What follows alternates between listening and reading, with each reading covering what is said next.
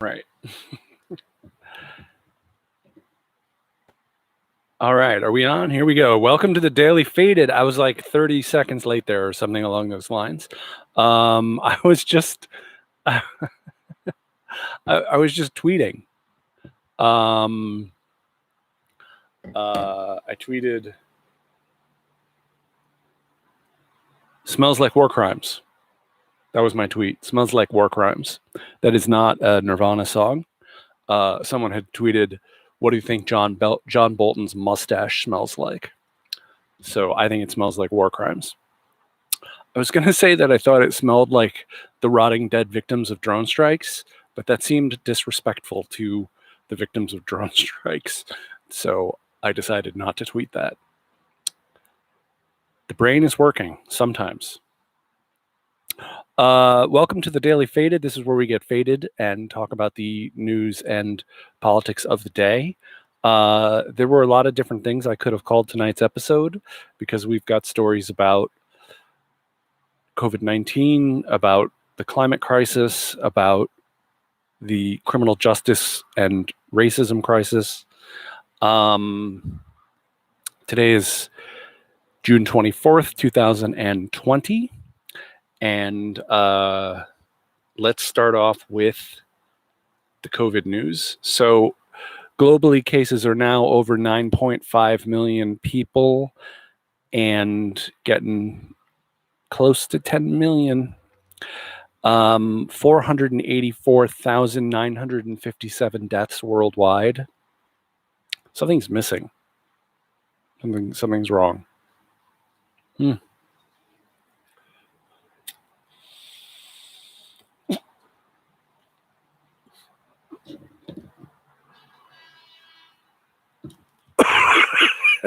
So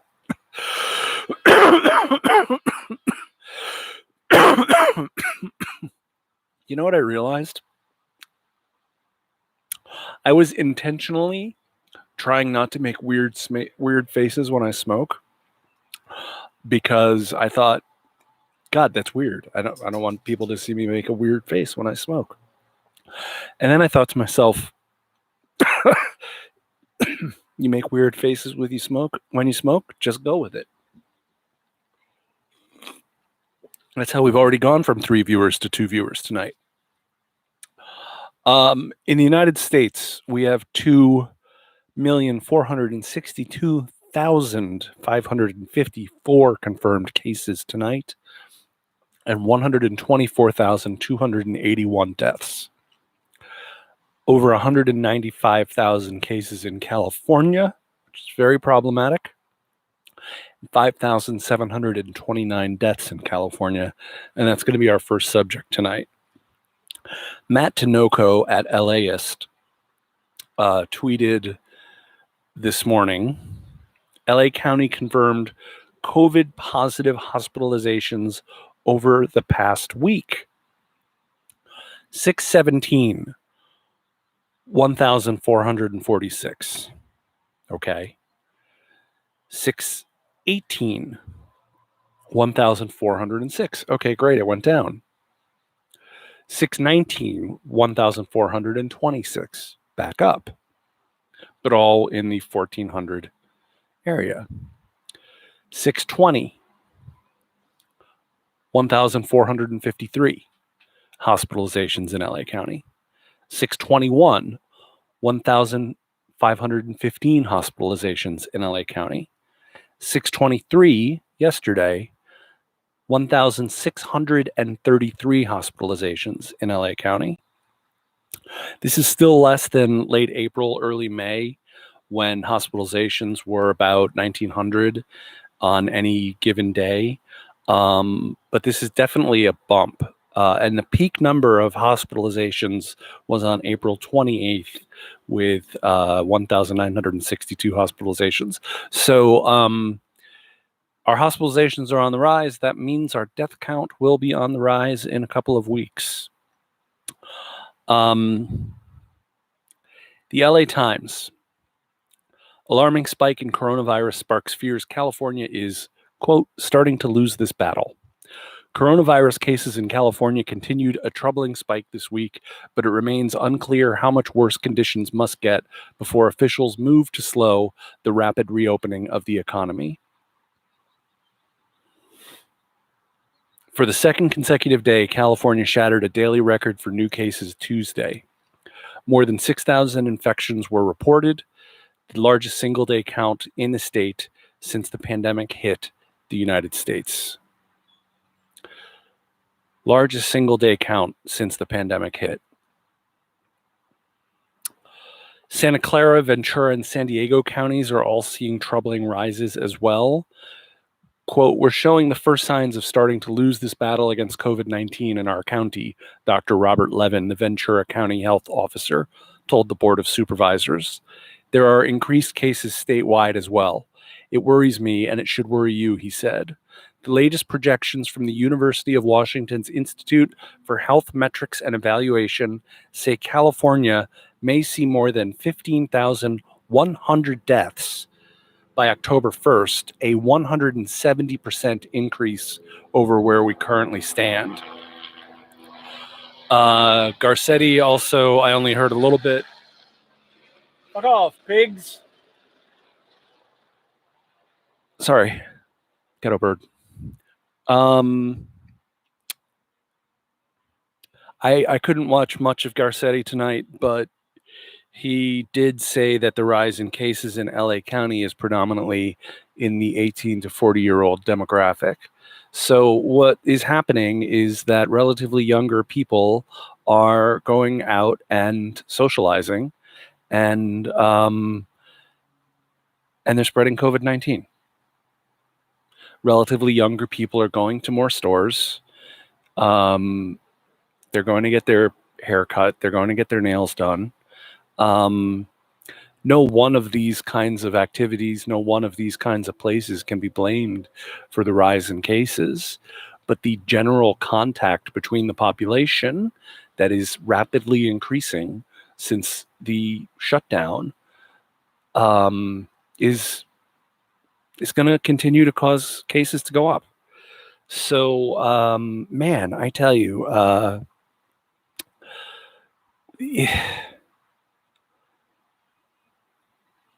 look, the state of California has done a very good job in adding hospital beds, in creating hospital beds that can quickly be turned into surge beds in case of a serious surge. And Gavin Newsom has done a great job of getting PPE, N95 masks, ventilators. He's even worked well with the private sector, which I'm not usually necessarily a fan of, because I think they always just take advantage of the situation. But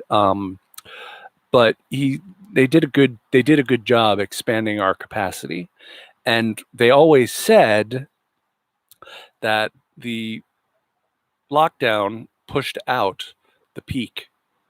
But I think a lot of people thought we already had the peak.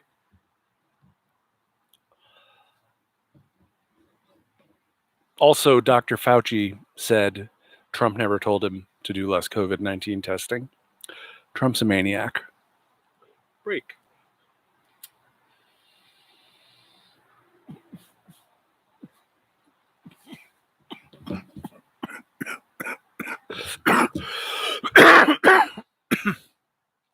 All these years smoking, you'd think I'd be used to it by now. Look, I forgot to mention two things last night. Moving on to election news. I forgot to mention two things last night. Another great progressive won last night in New York's 17th district. Mondaire Jones won, and he is he's not a Justice Democrat, but he might as well be. Very much Medicare for all, Green New Deal, labor rights, universal child care, criminal justice reform, an excellent progressive, and blue district. So that's another progressive going to Congress. And I actually talked a bit last night about Kentucky, but I did not talk about Charles Booker versus Amy McGrath, which was the Democratic Senate primary race in Kentucky.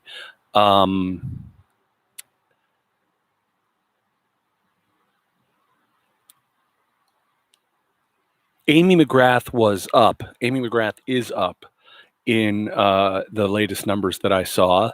And she's up by I think she's up by 10 or 12% or something like that. But there's a huge number of votes from Louisville that have not come in. And the Booker campaign said their internal polling showed them at 80% to 20% for Booker. He's black, and that's the large black population in Kentucky. It is in Louisville. So, but this is where the issue of voter suppression is really problematic, because voter suppression doesn't just help Republicans, it also helps centrist Democrats. In this case, you have one voting one polling place for 616,000 people, and that's the heart of where this guy's base is. How can you possibly get a fair vote? So the voter suppression that's going on in Kentucky absolutely is helping Amy McGrath. The notion that we're getting from Charles Booker's campaign that there's this big 80% in Louisville and that's going to come in and save the day and make up the difference, maybe that could happen if, a lot of people voted in Louisville, if a lot of people were able to vote in Louisville. I haven't seen any reporting on what the turnout numbers are, but I am worried that Charles Booker will not be able to make it up on Amy McGrath, and that if they hadn't reduced their polling places from 37,000 to 170, I do believe Charles Booker very well might have beaten Amy McGrath. Charles Booker is very much a progressive. He's a great candidate, and Amy McGrath is a centrist, and she's part of this whole let's get female veterans into the House of Representatives. That's been a big strategy of the Democrats over the last couple of years, because their big weakness is being weak on foreign policy and weak on crime. That's been their big fucking fear for the last 40 years, and it's complete fucking bullshit.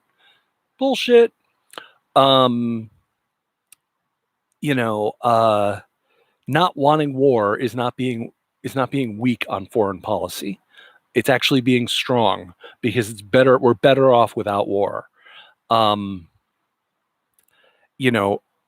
Do I need to comment on criminal justice in the United States right now? I don't think so. So being soft on crime, as the Democrats have always been afraid of, that's why Joe Biden says he wants to fund the police some more. That's why Bernie Sanders can't cut it.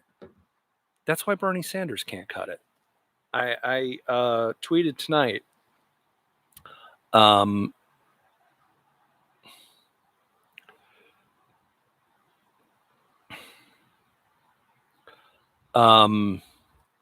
Bernie tweeted, "Today, Republicans pushed empty gestures on police reform. No, enough lip service. Any serious effort must ban chokeholds, abolish legal immunity, create unarmed civilian first responders, and strip federal funds for police that violate civil rights." I retweeted it with my own tweet and said, "Bernie, we love you, but you have to dismantle the entire system of policing and incarceration. Nothing less will do."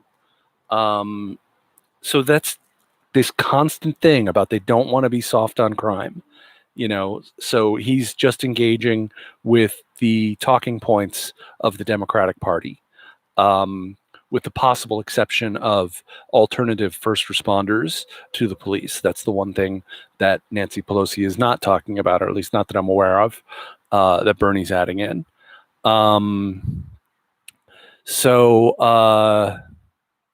look, I would love it if Charles Booker pulled this thing out, but I'm not optimistic about it right now. That's okay. We've gotten a few more progressives into the House last night, so that's what matters. NPR reports that the tiniest state, doesn't it suck to be the tiniest state? Nobody wants DC statehood more than Rhode Island, so that they're not the smallest state anymore. The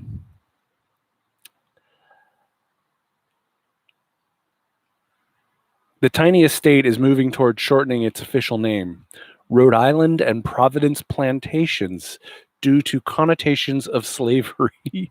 The latter phrase will be removed from state documents under an executive order by the governor.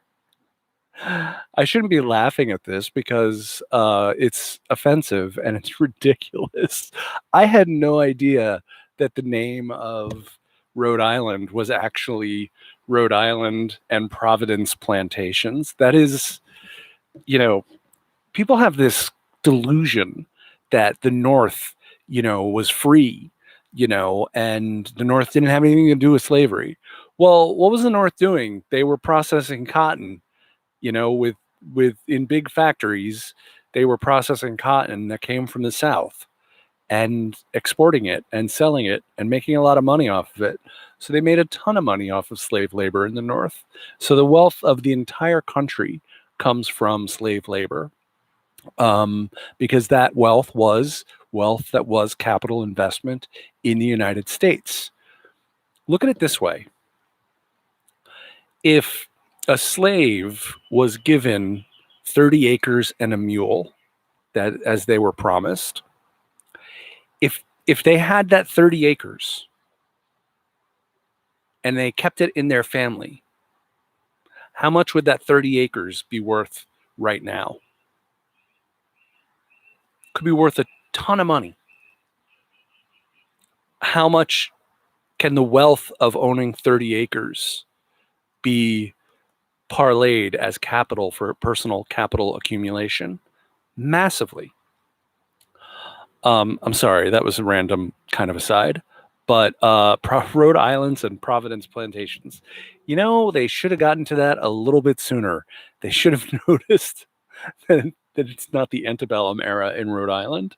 So the governor is ordering the latter phrase removed by executive order. This is not minor news, but I'm not really going to cover it much today. The racist trio of scumbags who lynched Ahmaud Arbery and filmed it have been indicted on 11 counts, including murder. So that is very good news. I think the video tells the entire story with Ahmaud Arbery, and I hope that these guys are found guilty of murder. That said, I don't support our system of incarceration, and I think they should be incarcerated in a humane system, not an inhumane system with no rights. But there was a great point made by someone I was listening to. I don't remember everything all that well all the time. And it may have been Angela Davis, because I've been watching a lot of her on YouTube lately, where she said, I'm going to credit it to Angela Davis. It's probably someone else, and I'm a terrible person for not remembering. I should have written it down. Anyway, if you find the officers who commit the crime guilty, what have you done to improve criminal justice overall for Black people in America? People always say justice for George Floyd, justice for Ahmaud Arbery. And of course, any sane person agrees with that. Of course, we need quote unquote justice for these people. Of course, we need to, try and convict the people who killed them.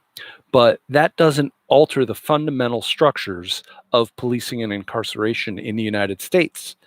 So we can shout all we want about justice for victims, and we should try and get justice for victims, absolutely. But that doesn't accomplish what we need to accomplish, which is changing the system so that less people die by the hands of police. Speaking of which,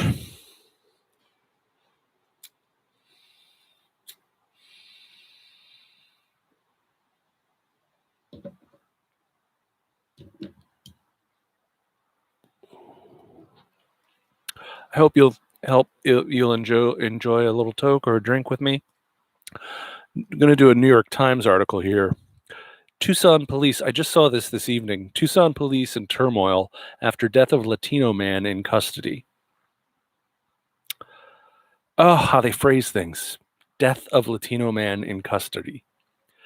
The police chief of Tucson, Arizona, abruptly offered to resign on Wednesday while releasing a video in which a 27-year-old Latino man, Carlos Ingram Lopez, died in police custody 2 months ago. The video, taken by police officers' body cameras and not made public until today, depicts a gruesome episode on April 21st. Before his death, Mr. Lopez is seen handcuffed while pleading repeatedly in English and Spanish for water and for his nana, or grandmother. Chief Chris Magnus said officers did not use a chokehold on Mr. Lopez, but he said they violated training guidelines by restraining a victim in a prone position, face down, for about 12 minutes before Mr. Lopez went into cardiac arrest and died at the scene. While he was restrained, Mr. Lopez told the officers he could not breathe. I can't breathe. How many more fucking times do we have to hear I can't breathe before we watch an unarmed person, a person in custody, a person running away, a kid in a park? How many more times do we have to hear I can't breathe? How many more times do we have to hear they were begging for their mother? George Floyd begged for his mother. You know, towards the end of the Vietnam War, John Kerry did a great thing. And I'm not one to say nice things about John Kerry, but he went before the Armed Services Committee and he said, Vietnam is a mistake. And how are you going to decide who's going to be the last person to die for a mistake? Who's going to be the last person to die in Vietnam? When is enough enough? When do we stop the killing? When do we stop sending people's sons homes in body bags? Well, the same fucking thing applies here. When is enough enough?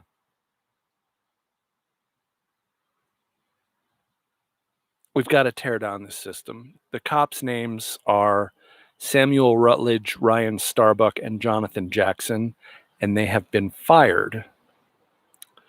I'm sorry, I believe they resigned, and they resigned. I'm going back to the article here. The autopsy report said the cause of death was a combination of physical restraint and cardiac arrest involving cocaine intoxication. 3 officers resigned from the department last Thursday, Chief Magnus said. Those were the officers I just mentioned. The disclosure of Mr. Lopez's death comes at a time when many Latinos around the United States are calling for changes in how police treat their communities, echoing similar calls by African Americans. Last week in California, outrage emerged over the killing of Andres Guadardo, an 18-year-old Latino student and security guard, by a Los Angeles County Sheriff's deputy. The episode in Tucson occurred about a month before George Floyd, a black man, was killed by police officers in Minneapolis, igniting protests throughout the country. And when do we find out about it? Now. What is that, 2 months ago that they killed this fucking guy? They put them down in the ground. They handcuff them and they put them down in the ground. And the chest doesn't have the capacity to expand as much as it needs to. So it has a pulmonary effect. And with someone who's high on coke or, meth or any of the uppers, you can have a cardiac arrest in that position. And you know they pressure them when they're down there. They put their feet on their back. They put their knees on their necks. The mayor, Regina Romero, said that she would have fired them immediately upon seeing the video. Didn't explain if she'd seen the video before. I don't believe that was in the article. And she was surprised by the chief offering to resign and has not yet taken him up on his resignation. We talk about this every night, and it's just got to change. It's just got to change. And no one in DC has their head screwed on right around this issue. Bernie Sanders is not right on police reform. He's just wrong. He's just not going far enough.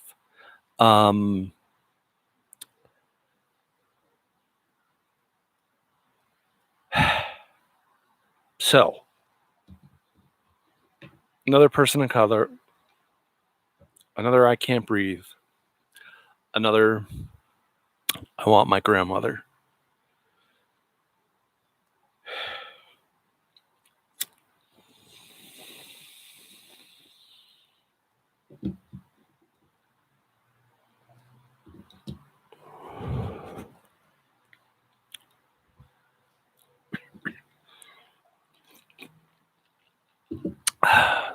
All right, sorry about that. I had to smoke. So here's an article from Mashable. We are repeating something that happened last year. Moving on to a different subject now. Extreme fires erupt in the Arctic Circle. It can burn, burn, burn. For the second straight year, an unusually large number of intense fires have ignited in the Arctic Circle, the polar region on top of Earth. That's an interesting way to put it. The polar region on top of Earth. Polar region actually means that it's at the pole, right? Which is like what you're calling the top. So the polar region atop the Earth is kind of repetitive. Anyway, it's now been anomalously warm in Siberia for nearly 6 months, and temperatures likely have eclipsed triple digits in a Siberian town last weekend. Temperatures likely eclipsed triple digits in a Siberian town last weekend, setting a heat record for the Arctic Circle. This streak of warm and hot conditions has set the stage for blazes to torch the dried out region. Last year, unprecedented fires burned in the Arctic Circle, and new data from Copernicus, the European Union's Earth Observation Agency, showed the number and intensity of fires is similar in 2020. The robust blazes are problematic because burned forests and vegetation release copious amounts of heat-trapping greenhouse gases into the atmosphere. CO2, for example, is a primary ingredient in smoke, particularly when thick mats of decomposed carbon-rich vegetation called peat ignite. Of the 18 years researchers have used satellites to closely monitor Arctic fires, 2019 and 2020 have emitted more CO2 into the atmosphere than the previous 16 years combined, said Thomas Smith, an assistant professor in environmental geography at the London School of Economics. The 2 years together is quite alarming, said Smith. I don't use that word lightly. Quite alarming. Jesus Christ, man, it's a 4-alarm fire, literally. Over just 6 weeks last year, Arctic Circle fires released more carbon dioxide into the atmosphere than Sweden does in an entire year, according to World Meteorological Organization. So it's so weird because I come out here night after night and I talk about all these bad things that are going on, right? And I'm trying to be okay with it and smoke a little bit of weed and chill out and just ponder the things that happened today. And the fact that the peat is on fire again in the Arctic Circle and is releasing a shit ton of carbon dioxide into the atmosphere. Hello, wake up, America. Wake up, world. Look at what is happening. Look at what is happening. The climate crisis is the coronavirus crisis on steroids. It's the coronavirus crisis to the nth degree. The climate change is going to kill millions of people. It's going to make tens of millions of climate refugees. And people can't just look at goddamn fires in the Arctic and notice that that's kind of wrong, right? That part of the world is not supposed to be on fire. We have intersecting crises when you look at them in their totality. And it's a little overwhelming, to tell you the truth. A little overwhelming. And I will admit that's part, although I also use it for chronic pain relief and anxiety.